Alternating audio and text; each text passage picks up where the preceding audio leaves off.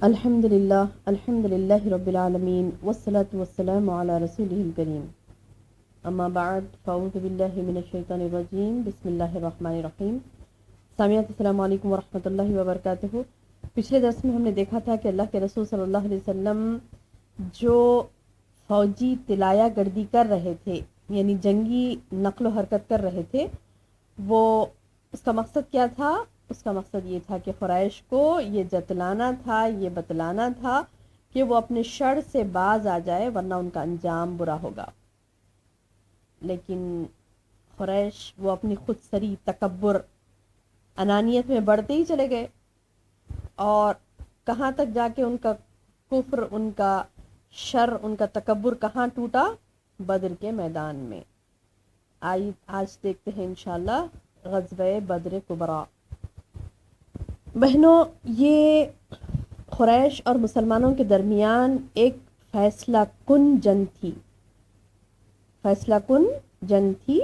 اس کا سبب یہ ہوا کہ رسول اللہ صلی اللہ علیہ وسلم ایک قافلے کے لیے ذوالعشیرہ تشریف لے گئے تھے، جو بچ کر شام چلا گیا تھا، یعنی بج بجا کر وہ ملک شام چلا گیا تھا۔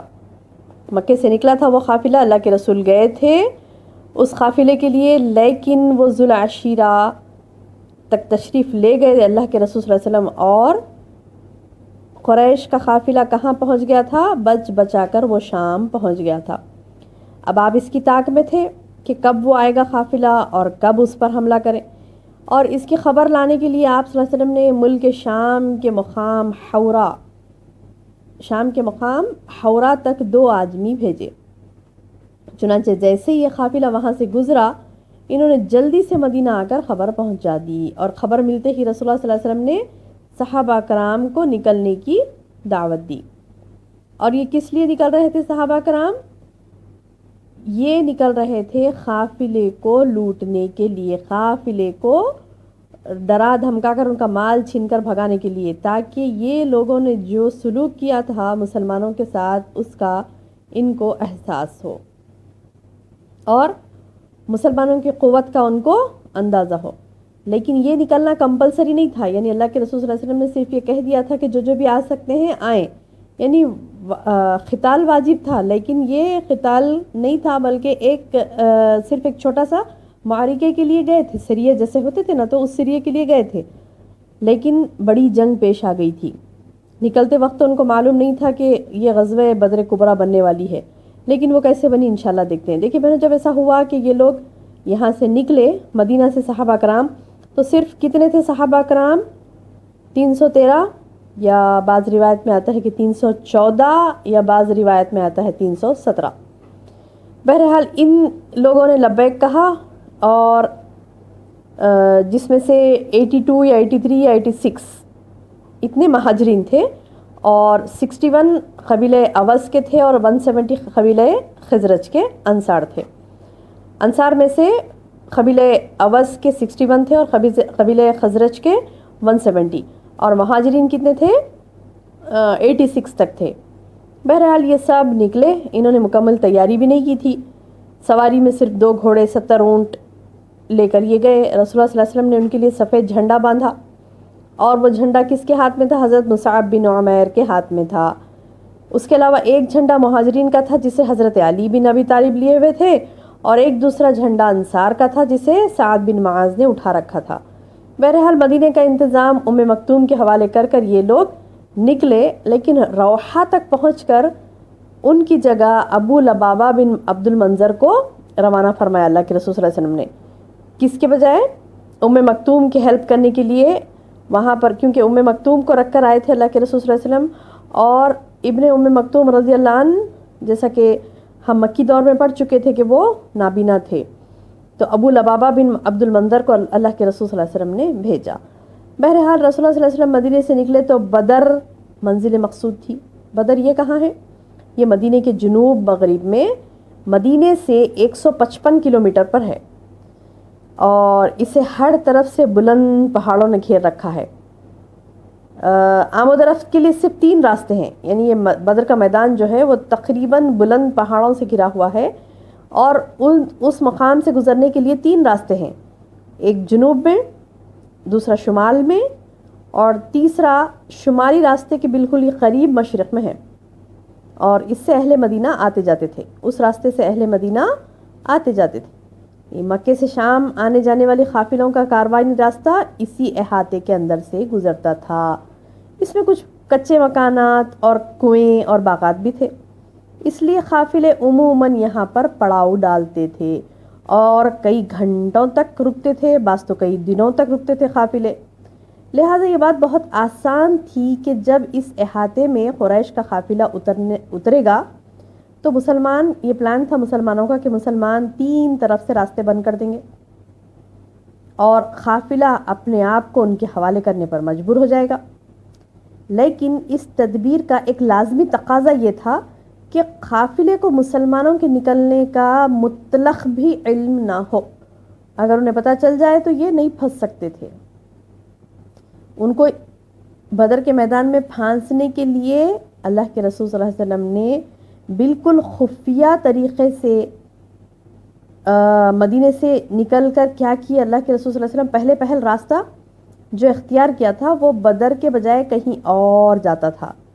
پھر کیا کیا آپ نے، دھیمی رفتار سے بدر کی جانب پیش قدمی کی تاکہ لوگوں کو پتہ نہ چلے۔ اگر کوئی نیوز پہنچا دیا ان کو شام سے آنے والے قافلے کو قریش کے کہ یہاں پر بدر کے میدان میں مسلمان ان کا انتظار کر رہے ہیں، تو وہ لوگ نہیں آتے تھے یہاں پر۔ اسی لیے اللہ کے رسول صلی اللہ علیہ وسلم نے تدبیریں چلی۔ اور جہاں تک قریش کے قافلے کا تعلق ہے تو وہاں کیا تھا کہ اس میں 1000 اونٹ تھے جن پر کم از کم 50,000 دینار کی مالیت کا سامان بھرا ہوا تھا، اور اس قافلے کا سپہ سالار کون تھا؟ ابو سفیان، اور اس کے ساتھ صرف 40 آدمی تھے۔ ابو سفیان کے ساتھ صرف 40 آدمی تھے۔ ابو سفیان اس حد درجہ بیدار اور محتاط، ہر آنے جانے والے سے مسلمانوں کی نقل و حرکت کے متعلق دریافت کرنا یہ ان کا معمول ہو گیا تھا۔ کیونکہ انہیں پتا تھا کہ کہاں کوئی حملہ نہ کر دے، کیونکہ بہت بڑا قافلہ ہے، بہت زیادہ مال و دولت ہے، کہیں مدینے کا کوئی شخص آئے اور ان پر حملہ نہ کر دیں۔ یہ احتیاط، کیونکہ جاتے وقت بھی انہیں پتا چلا تھا کہ جب مکے سے وہ لوگ شام جا رہے تو اس وقت بھی قافلے پر ان کے حملہ ہونے والا تھا، یہ بات کا ان کو اندیشہ تھا، اور وہ بچا کر نکلے تھے، اور آتے وقت بھی وہی خوف ان پر مطلق تھا، وہی خوف ان پر طاری تھا۔ چنانچہ ابھی وہ بدر سے کافی دور تھے، یہ قریش کا قافلہ کافی دور تھا بدر سے، لیکن اسے مسلمانوں کے نکلنے کا علم ہو گیا، لہٰذا اس نے قافلے کا رخ مغرب کی طرف پھیر کر ساحل کا راستہ پکڑ لیا اور بدر کا راستہ چھوڑ دیا، انہیں کلی طور پر چھوڑ دیا، یعنی مکمل طور پر بدر کا راستہ انہوں نے چھوڑ دیا۔ اب ساتھ ہی ایک آدمی کو اجرت دے کر ابو سفیان نے کیا کیا، مکہ بھیجا، کہا کہ جتنی جلدی ہو سکے گھوڑا دوڑاؤ اور جلد سے جلد مدینہ پہنچو، اور مدینہ نہیں، مکہ، جلد سے جلد مکہ پہنچو اور وہاں پہنچ کر کیا کرو کہ یہ مسلمانوں کے نکلنے کی اطلاع دے دو اور انہیں کہہ دو کہ مسلمان ان پر حملہ کرنے کے لیے نکلے ہیں مدینے سے۔ تو اب جیسے یہ خبر پہنچی مکے میں تو مکے والے نہایت تیزی کے ساتھ تیار ہوئے اور سب کے سب نکلے، تمام اہل مکہ نکل پڑے، اس میں عورتیں، بچے، بڑے سب تھے تقریباً، یعنی ایک ابو لہب ہی تھا جو پیچھے رہ گیا تھا، اور حتیٰ کہ آس پاس کے قبائل کے آدمی بھی ساتھ انہوں نے لے لیا ان کو۔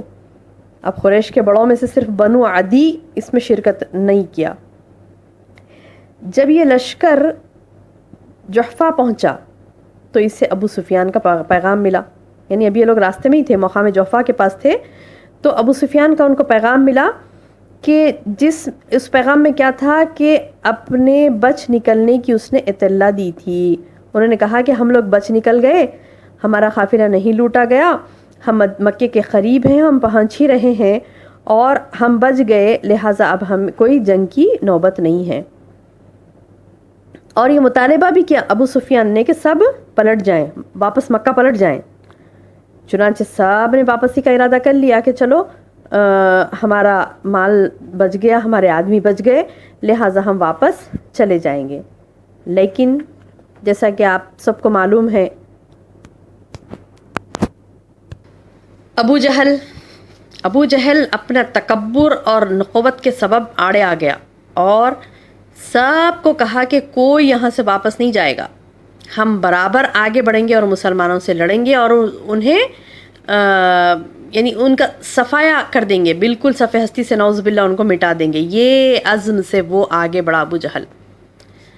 اب صرف بنو زہرہ اپنے حلیف اور رئیس اخنس بن شریق ثقفی کے رائے پر واپس ہوئے، اور یہ 300 آدمی تھے بنو زہرہ کے لوگ، بولے کہ نہیں ہمیں نہیں لڑنا ہے، ہم جا رہے ہیں، 300 آدمی تھے وہ واپس چلے گئے۔ اب بقیہ 1000 کا لشکر اپنا سفر جاری رکھا، حتیٰ کہ وہ ادوہ خصوہ کے قریب پہنچ کر بدر کے باہر پہاڑوں کے پیچھے ایک وسیع میدان میں پڑاؤ ڈال دیا۔ ادھر رسول اللہ صلی اللہ علیہ وسلم کو راستے ہی میں اہل مکہ کے خروج کا علم ہو گیا، یعنی ان کو پتہ چل گیا کہ یہ قافلہ بھی بچ کر نکل گیا اور ادھر سے مکے سے بڑی فوج ان کی طرف آ رہی ہے مدینے پر حملہ کرنے کے لیے، مسلمانوں پر حملہ کرنے کے لیے۔ لہٰذا اب آپ نے مسلمانوں سے مشورہ کیا۔ اس پر حضرت ابو بکر صدیق، حضرت عمر رضی اللہ عنہ، یہ تمام لوگ اچھی بات کہے، حتیٰ کہ پھر حضرت مقداد رضی اللہ عنہ اٹھے اور انہوں نے کہا کہ اے اللہ کے رسول، واللہ ہم وہ بات نہیں کہیں گے جو بنی اسرائیل نے موسیٰ علیہ السلام سے کہی تھی۔ بنی اسرائیل نے موسیٰ علیہ السلام سے کہی تھی، اور کیا بات تھی؟ وہ سورہ مائدہ آیت نمبر 24 میں ہے، اعوذ باللہ من الشیطان الرجیم، فاذهب انت وربك فقاتلا انا هاهنا قاعدون، تم اور تمہارا رب جاؤ اور لڑو، ہم یہیں بیٹھتے ہیں، نعوذ باللہ۔ تو یہ آیت کہہ کر مقداد رضی اللہ عنہ نے کہا کہ ہم ویسی بات نہیں کہیں گے جیسے بنی اسرائیل نے موسیٰ سے کہی تھی کہ تم اور تمہارا رب جاؤ اور لڑو، ہم یہیں بیٹھیں گے، بلکہ ہم آپ کے دائیں بائیں آگے پیچھے سے لڑیں گے۔ اس سے رسول اللہ صلی اللہ علیہ وسلم، یہ بات سن کر رسول اللہ صلی اللہ علیہ وسلم کا چہرہ مبارک دمک اٹھا اور آپ مسرور ہو گئے۔ اس کے بعد آپ نے پھر فرمایا، مسلمانوں مجھے مشورہ دو۔